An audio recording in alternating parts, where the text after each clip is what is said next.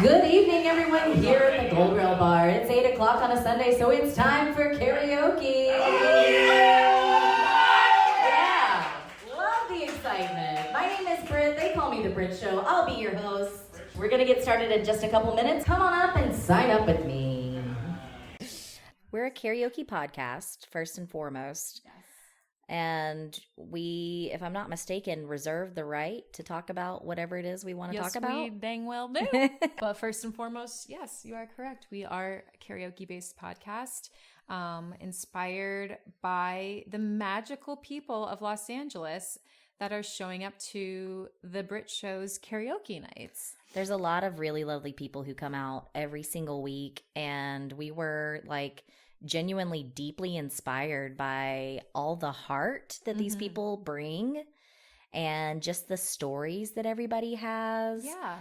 And it's like there's so many different people who go to karaoke. Different types. Yeah. Different ages. Yeah. It includes everyone. It's very inclusive. I joined Britt at one of her Sunday nights at Gold Rail Bar and just immediately felt welcome and comfortable and safe, and like nobody was judging me, and I could just pick any dang old song I wanted to sing and get on up there and sing it. So yeah, I'm really pleasantly surprised at what I would say is the very comfortable, welcoming environment of the LA karaoke scene. Ultimately, it just made me so glad to hear that you and other friends, especially women, feel comfortable singing in front of other people at these nights that I'm hosting. That's like really exciting for me, actually. Yes. You're a rich girl, and it's all too fun, 'cause you know it don't matter anyway. You can rely on the old man's money. You can rely on the old man's money. It's a bitch girl, but it's gone too far, 'cause you know it don't matter anyway. You can take money, but it won't get you too far,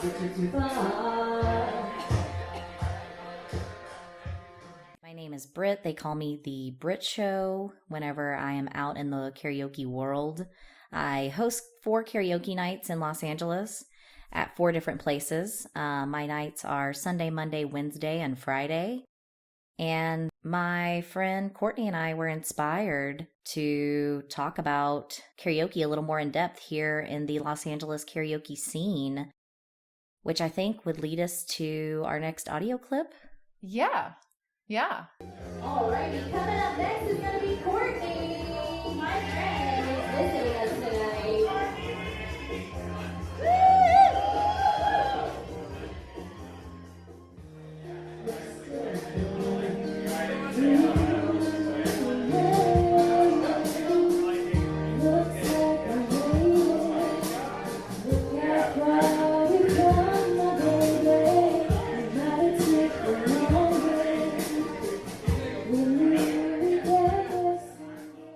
Hi guys, my name's Courtney.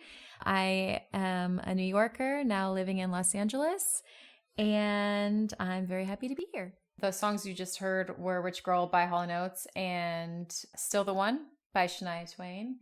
Yes. Britt was so kind enough to edit out that super awkward speaking part in front of You're Still the One. Does anybody really like? No, nobody ever does that part. It's so awkward. Nobody does that part. Like, I mean, people will do it just to get through it, but nobody enjoys it. I feel like I do this like Anchorman voice when it's like the first time I saw you. Yeah. You may as well. Right? I don't know. Karaoke is so, I don't want to say hard. Karaoke is so particular already. You have to be brave enough to get up there already. So if you're going up there and then like doing this awkward, like sexy voice, like the first time I saw From you. the first time I met you, I felt love. Yeah, it's too much, man. Right? Yeah, that's asking a lot, especially for somebody who doesn't do karaoke like often, you know. It's a lot. So you didn't have to hear that, even though we just talked about it a lot. Well, we like to make it as carefree and judgment free as possible. And we just love karaoke straight up. Just love it. Yeah. Which is kind of a funny story because I used to hate karaoke. You did? Completely hated it. I think this is the story that you asked me to wait to tell you. Ooh. And now is the time. Yeah. Tell So Courtney and I, we met in Nashville and we became fast friends and also roommates. And during that time in Nashville, I lived there for about 7 years. And let me tell you, folks, I hated karaoke. Nashville does have a large karaoke scene. Huge karaoke scene. And the other, like, a major element is that almost everyone there is a really good singer because everyone is coming there to pursue their dreams of singing or being a singer-songwriter. And so I feel like everybody was so good. And it just really intimidated me and it made me so uncomfortable that I absolutely refused to do karaoke when I lived in Nashville. I'm saying I wouldn't even go to a karaoke bar. You wouldn't even put yourself in the position. I wouldn't even go. If people were like, we're going to karaoke tonight, I'd be like, I'll see you tomorrow. Yeah, I'm Like, unavailable. I'm not going. Yeah. I don't want to. I don't enjoy it. Yeah. So for people who hate karaoke, I totally get it. I'm on your side. However, then the rest of the story is I moved to Los Angeles in 2013 and I started finding myself at these after hours bars. Most of them are Thai bars, like a Thai food restaurant. Mm-hmm.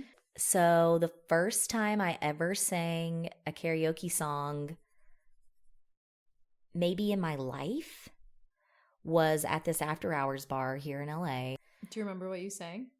Yes, I sang Walking After Midnight by Patsy Oh, Cline. good one for you. Felt like it would be easy, you know, Yeah. and I was there, like, there was maybe only like 5 to 7 people in the room. Mm-hmm. And it was so low key. It was so chill. One of the women who worked at the restaurant was a huge fan of Patsy Cline. And every time I came in after that, she asked me to sing that song. Oh, She remembered me and would that's ask so me to. sweet. Yeah, it was so sweet. That's already like planting the seeds of like comfort and warmth Right. towards karaoke. Her name was May. And I used to sing all kinds of Patsy Cline songs for May. That's very sweet. And it was really fun, actually. But so that was my first experience, was like in a small room that was actually supposed to be a restaurant that's like restaurant turned bar at a certain point. Sounds freaking cool. And like there's crazy light. They have like insane lights in there to That try to sounds make it like amazing. exciting or Yeah. whatever. But it's only in one little corner. So it's like a restaurant. And then in one corner, there's just like insane lights going on.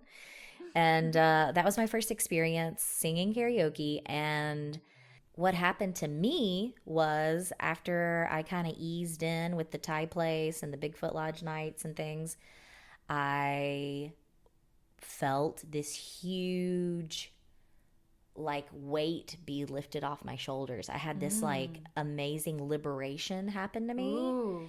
where I realized that karaoke was life. I don't know. Like, I got addicted to karaoke. It became my therapy. Yeah. And I started singing for therapy, which I know a ton of people right now who are people that come every week. I call them regulars. There's a ton of regulars who come every week. And I know that it's therapeutic for them. But for me personally, that was my experience. It became very therapeutic for me. And it was free therapy. And it just like opened my heart. And it was just like I was, you know, like people say, I was just getting to yell into the mic and get it out, you know? And so it became a little bit of an obsession for me. And it kind of culminated in one year for New Year's. I made my New Year's resolution to be that I would not repeat a karaoke song that year. Oh my gosh, what a good resolution. Were you able to do it? To the best of my knowledge, I did it. I may have repeated a couple of songs here and there on accident. At that point, you had one night a week? I was not hosting. I was just a patron. Oh, okay, gotcha. This was probably 6 or 7 years ago. I was just a karaoke patron, and I was singing 3 to 5 times a week. Oh, okay. And How many times a night?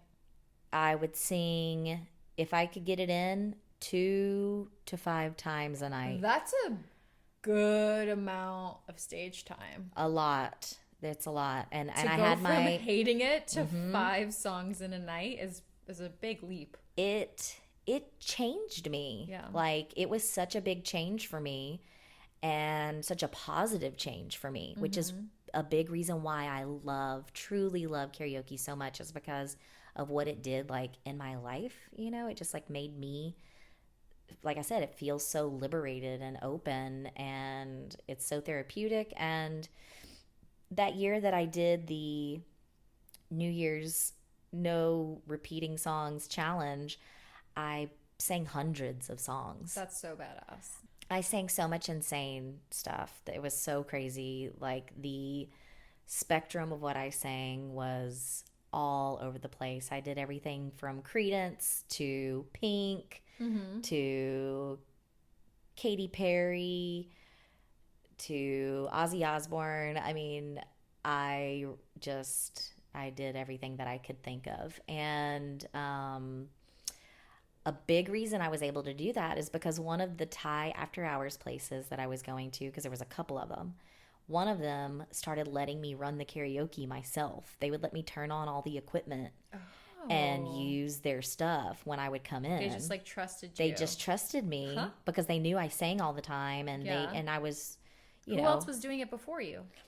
They usually had like an employee that would do it, but if nobody was there to run it, I'd be like, can I just turn it on and sing? And they'd be like, sure. And the next thing I know, I would be hosting and people would be signing up with me. That's so cool. So, like, I would do it so I could sing. Yeah. And then other people would come up and start singing. Yeah. And then I would just be like writing stuff But down. that's and like it was a little dip, like a toe dip in the water Yeah. of what you do now. Yeah. And I don't think that Tom, my boss, I don't think that he even knew that I was doing that whenever he offered me the job to start hosting.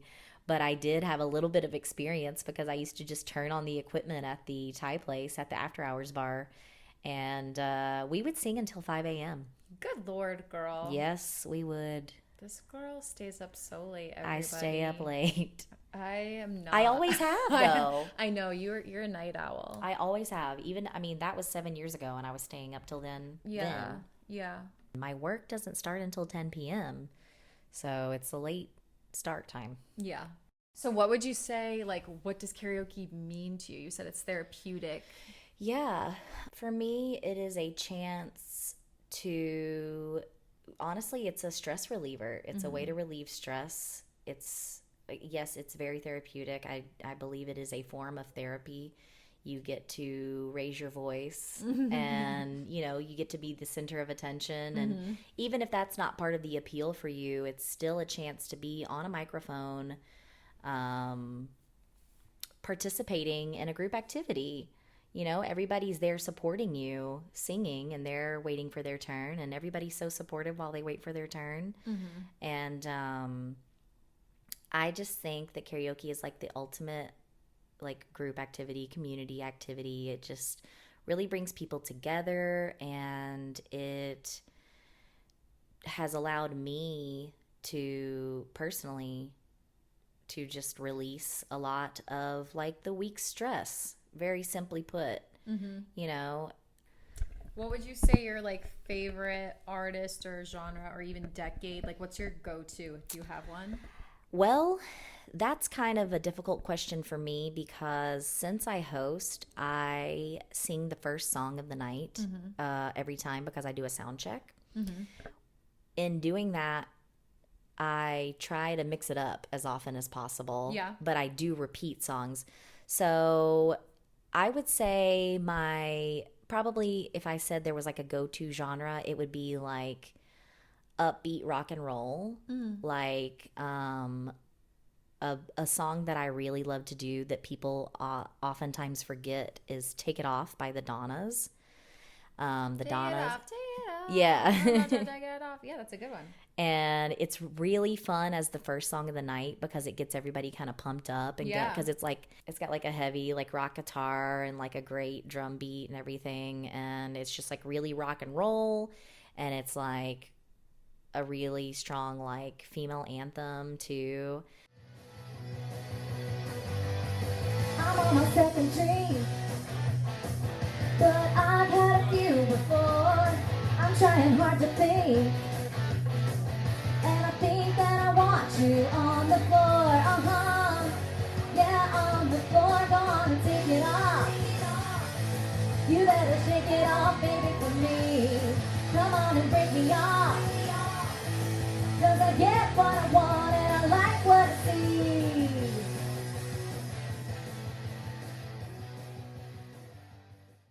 Yeah, it's just really fun for me. So I like to do things like that, especially at the beginning of the night, to try to like get things like hyped up. Moving and grooving. Yeah, exactly. So I would say, if I had to say a genre, something like that, some like upbeat rock.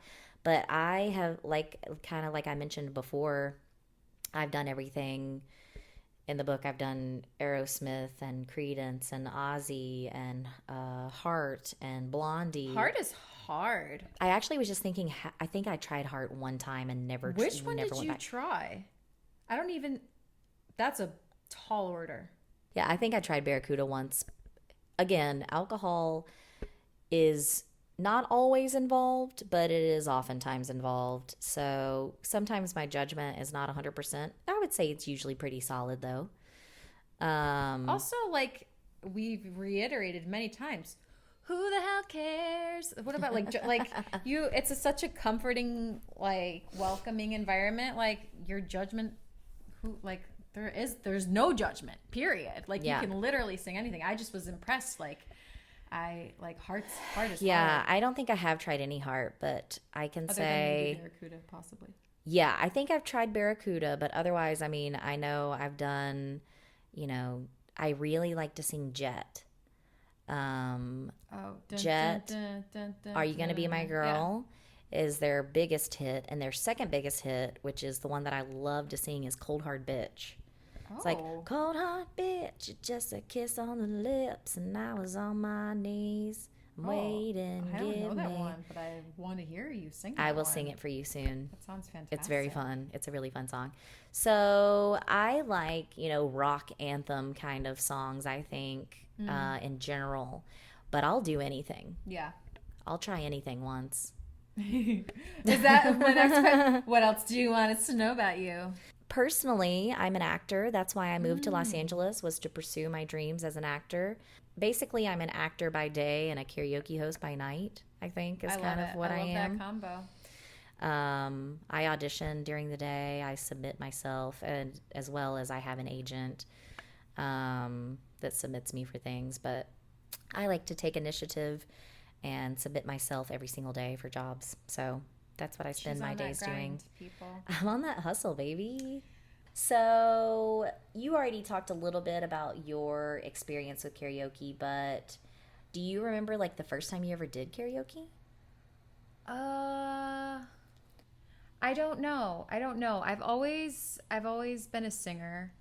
A great singer, I might add. An okay singer. I've heard you sing a lot. Okay, I'm going to interrupt your answer and say, when Courtney and I met, she was one of those people in Nashville pursuing her singing career, and Courtney's an incredible singer.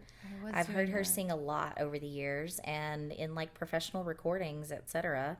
And you have an amazing voice. I love hearing you sing. Thank you. First of all, that's very kind. And I actually, hearing you say that's why I was in Nashville, it was so weird for me to just hear, because it's true, but I never think about it like that unless I'm like telling the story of my life, right? Yeah. Because it's just not a part of my life in that way anymore. Right. But when I was a kid, I sang a lot. I was in the talent show. I guess one of my favorite performances was probably like the 4th grade. I sang Love. Like for the way. in my mother's lingerie, which I thought looked like a really pretty dress that she like tied up with a hair tie because it was too big for me. And I wore her shoes, like her high-heeled shoes, and I stuffed Hershey Kisses in the shoes. And then during the like instrumental break, I threw the Hershey Kisses out to the audience. My little Courtney is killing me. Yeah, so that's like, if we want to talk about performances, that's just one that comes to mind. But yeah, I guess I was in Nashville for singing. I had won a country singing competition in New York, and just needed to get out of New York, try something different. And so I moved to Nashville for that, and then found a whole bunch of other things on that magical journey. But I will say, since that time, I guess growing older and being like, you get more self-conscious as you grow older, you know? And so something happened along the way where I was not comfortable so much singing anymore. And so when we reconnected here in Los Angeles, I was in my dormant singing period, and had not sung karaoke or in front of anybody for that matter for a very long time. Very nice. Yeah. So, but I trusted you. Yeah, and I'm so glad that I did, because you had said, no, just come to Sunday. It's so comfortable and you'll love it. And she was right, people. I'm so glad you did too. Right. Long ago,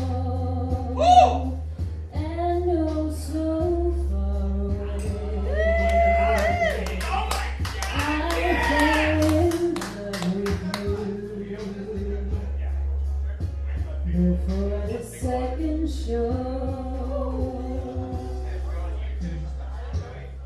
Your guitar, it sounds so sweet, but you're not real. It's just the radio. Don't you remember you told me you love me, baby? Said we were coming back this way again, baby. Baby, baby, baby, baby, oh baby. I love you, I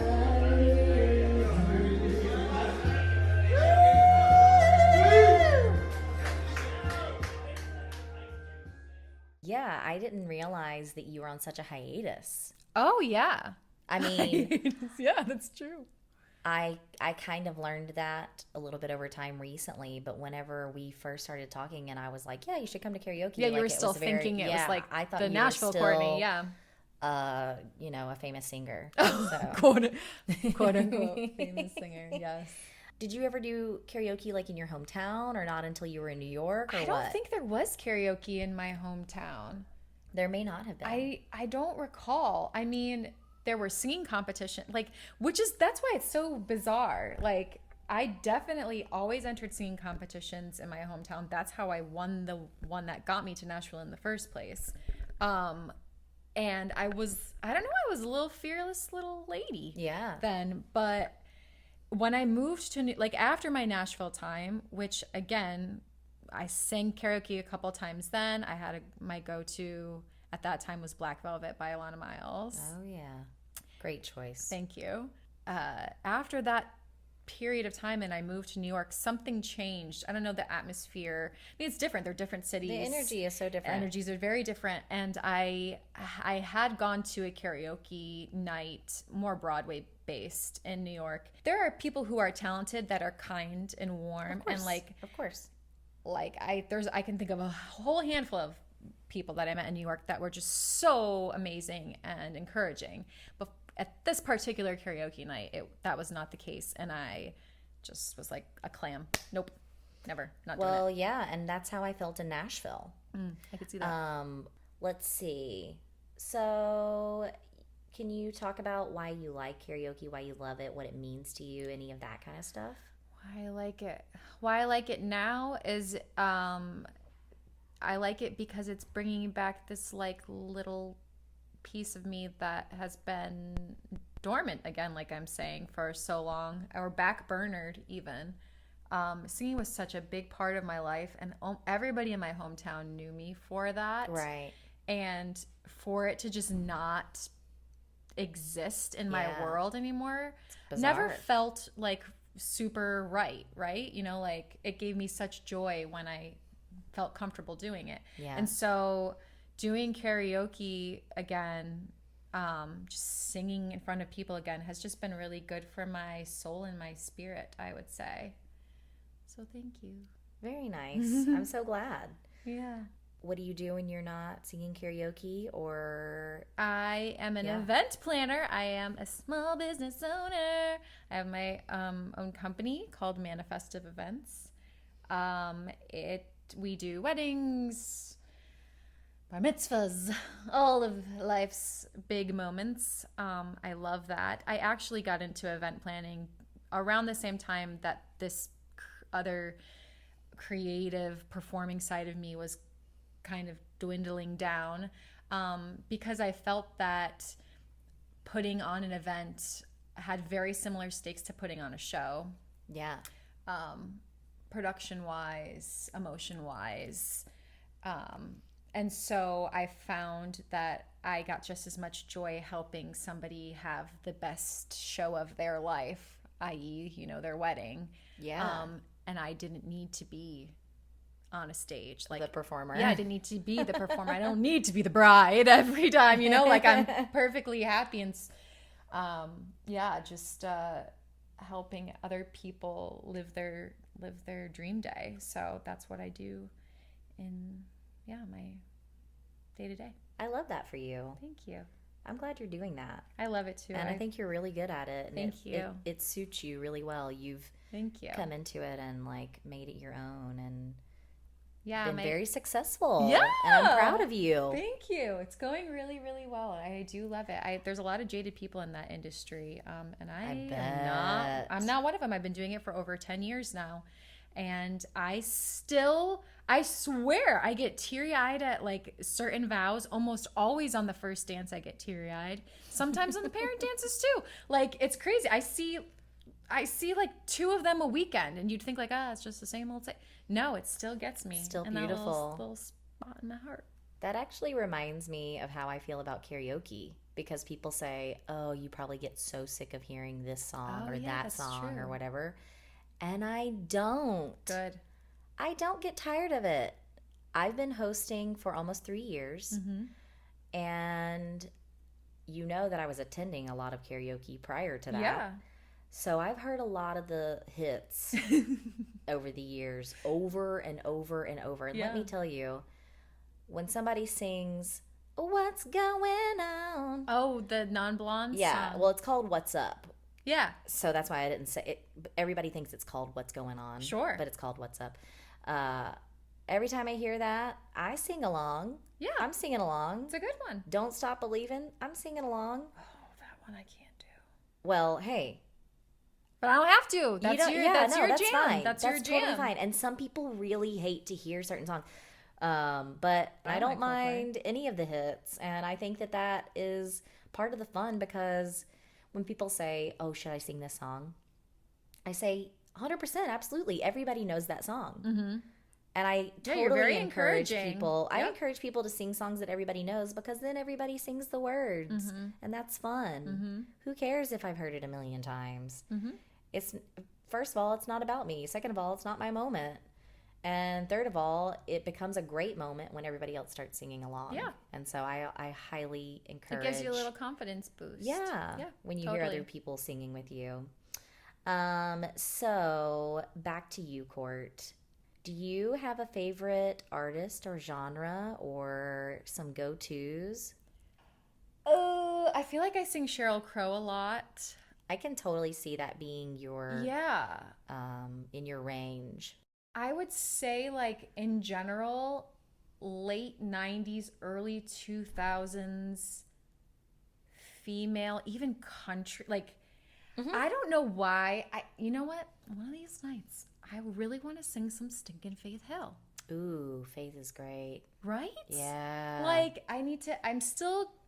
she's just still a little seedling. She's growing, like I'm still, even though this is such an amazing environment that you've created, I'm just taking baby steps. But eventually, like, I really would love to sing like Breathe by Faith Hill. But like in general, like late 90s, early 2000s. What about that some This Sheryl Kiss? Crow? Oh my God, yeah. This kiss. Yeah. Right? But yeah, you can definitely do some Sheryl Crow. I mean, might even have a recording of you singing a Sheryl Crow song. Maybe not. Oh, maybe, yeah. It's possible. I was doing it's a good one that people sing a lot. What is it? Makes You Happy. If it makes you happy. Yeah, I've definitely heard you do that one. I figured that one out early on, that like, oh, it's a good range and people sing with you, like you're saying, like it's a good one to go to. But yeah, that's what I would say. Lovely. Is there anything else that you want us to know about you? About me? I used an easy out and talked about my work as my fun fact. What's my fun fact? Well, I have a couple fun facts, and I guess do you. And I feel like they're gonna come out. You know, I feel like they'll just come out organically. Just a little something else about me. I have a dog that I love so much. His name's Otis. He's a Frenchie. I have a husband that I love so much. His name's Reto. He's a photographer. And I love LA, people. Like, I'm fairly new here still, and How long have you been here now? We moved in November 2020, right in the smack dabby middle of that pandemic. Swapped epicenters, we like to say. But have not regretted it a day. Not a day. I'm so glad. And boy, oh boy, does it feel so good to love where you live. Isn't it great? Very, very blessed. I feel like the city of Los Angeles is going to have to be one of our sponsors, because we're going to just talk about how much we love Los Angeles. I know. And LA's the best. I really agree with you. Yes, it has its problems. Every city does. But my goodness, like, it feels good to be here right now. I like the people that are in my life right now. I like what's going on, what's happening in my life right now. And this podcast is one of them. I'm really excited to be doing this with you, and I'm really excited to share these experiences with our listeners, honestly. Yeah. LA is absolutely beautiful. It has its messy, dark moments and places and caveats, as every big city does. It doesn't even have to be a big city. I mean, any metropolitan, problems are what they are. But LA is absolutely gorgeous, and it's redundant, but you can't beat the weather. I know. You can't Imagine beat the weather. having the best weather of your life every day. Yeah. There's a month and a half. There's like 6 weeks of when it's too cold, and there's like 6 weeks of when it's too hot. Cold, like that's like relative, and that's to some not people. even cold. Yeah. But then there's like 6 weeks of it being too hot. Again, relative. But I agree with you. You know what my favorite thing about LA is? Tell me. The flora and the fauna. Yeah, all the plant life. Yes, it's beautiful. I love it so much. I wasn't really like that before, but I'm just so, like I like to say, dazzled. I'm very dazzled by Los Angeles. It's beautiful here. Yeah. And I have a bunch of plants on my balcony, just a few steps away from us here. And I never was able to grow anything until I lived here, and I've only recently started, like, my plants that I've had for years have started to grow new little arms. Oh, I've seen that on your plants. It's inspiring.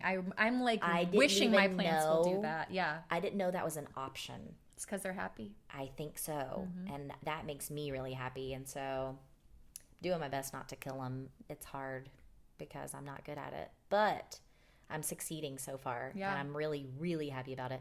But I totally agree. I love all the plant life here. Anywhere you go on a walk, it's gorgeous. I totally agree. And I think it's a great city for karaoke because there's just so many different types of people that I see every week that are from all different walks of life. One of my favorite regulars is a lawyer, and I just found that out like a few weeks ago. Like, I never knew what he did until he was like, oh, there's this case that I'm working on, blah, blah, blah. And I was like, oh, you're like a real lawyer. Like, you change people's lives. It's so interesting. Like, just the few nights that I've come with you to start recording these episodes for you guys, it's been so cool to see the types of people that show up. There's and, everybody. Yeah, and the songs that they pick, and there's so much to talk about, and I guess that's a great way to wrap up this first episode. We're so excited to share guests with, like, the guests, the people we meet with you, the regulars that Britt's referring to with you,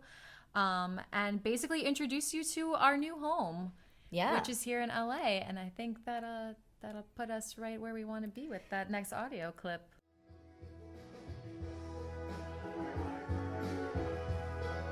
Also, this song is about moving out here, so Yeah, it is. Live your for all of dreams. us. Live your dreams. Mostly. Live your dreams, people.